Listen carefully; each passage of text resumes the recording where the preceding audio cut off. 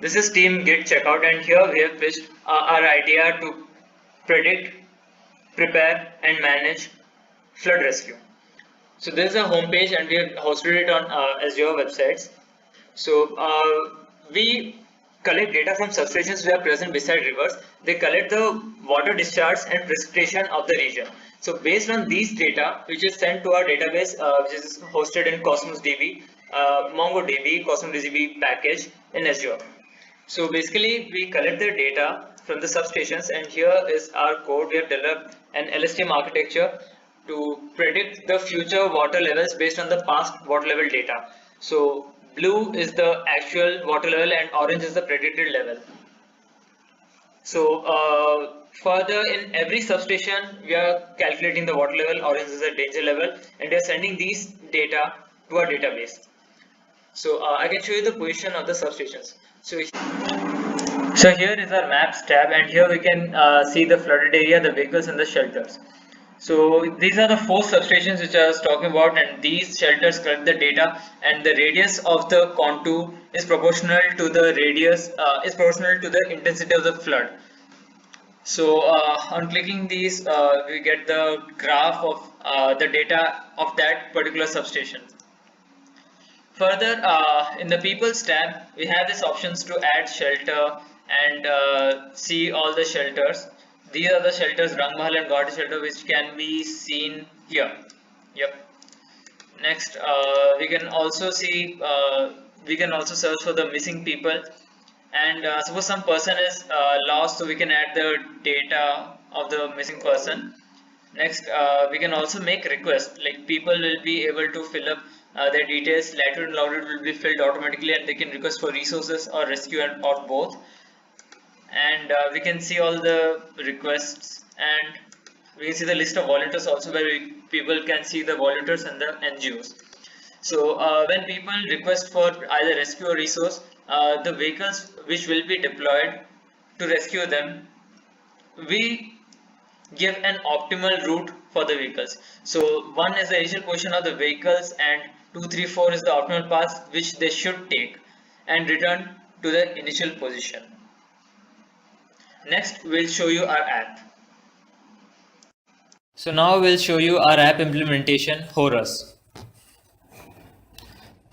So this app will be present with the users. So when the person will download, we'll get a prompt to register for the first time. We'll give some name, Percy, phone number 322, Aadhaar, some number, and the email.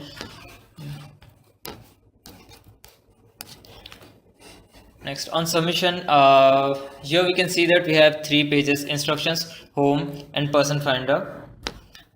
So in instructions, we get the emergency safety instructions that we followed during the floods. In home, we get 2 tabs: create resource sharing group and location sharing. So we have developed a system called resource sharing. What happens when a group of people are stuck together, and they can share the resources by mutual communication. So we have applied it on sharing battery.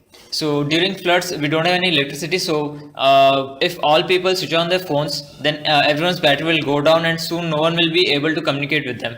So what we can do is, one person in the group will switch on his or her phone, and all the communication which should be redirected to the other people, such as calls from the emergency contacts, will be redirected to the active person, while the other people will have the phones switched off. So at one point of time in group, only one member will be the active user. Rest of the people will switch off their phones, and when the active person's battery level goes down, the next person will switch on his or her battery, his or her phone, and the active user will switch off his phone. So at the same time, we'll be keeping a track of the active user, and will send a email to the close contacts of all the people that to come to contact the person, call the phone number of the active person. So in the resource sharing group, we'll be able to add the person IDs. So let us add the person IDs 15 and 16, Yep. So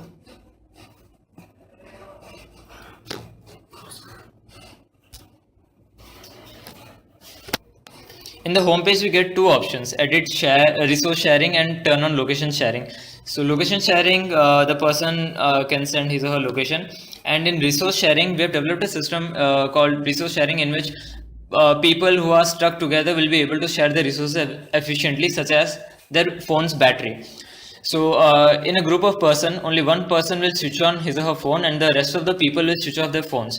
So suppose any person has to contact any guy who has his phone switched off. The call will be sent to the person who has his phone switched on. So in this option, we'll be able to add the person IDs of the people present in the group. So just for an example, 15 and 16. So we send this the person list to our database.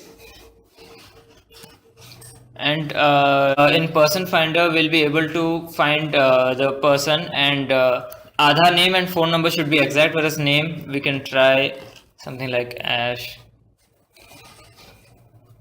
We can see that the person Yash and his person ID is 12 and location is also given. We can also turn on and off location sharing, and the location will be sent to our database. I will explain you how we have implemented resource donation workflow using blockchain. So as you can see, we have three types of users. First is donator, second is shelter, and third is inspector.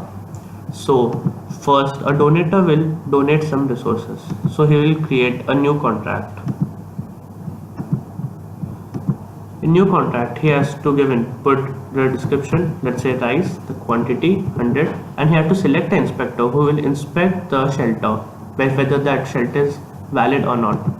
So here we will select the inspector and we will create.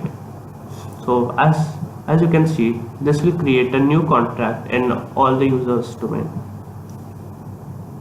So as you can see, the contract number 8 has been deployed everywhere. So here now we will open the contract. So now shelter has to take action. His action is only one, to accept the offer. So if he want to accept the offer, he will click on take action.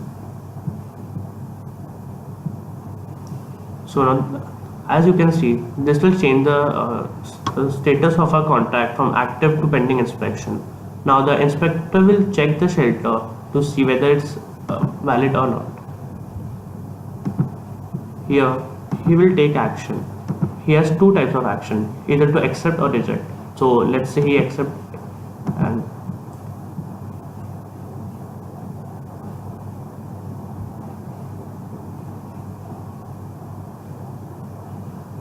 as you can see, we have completed the transaction and now the donation can occur.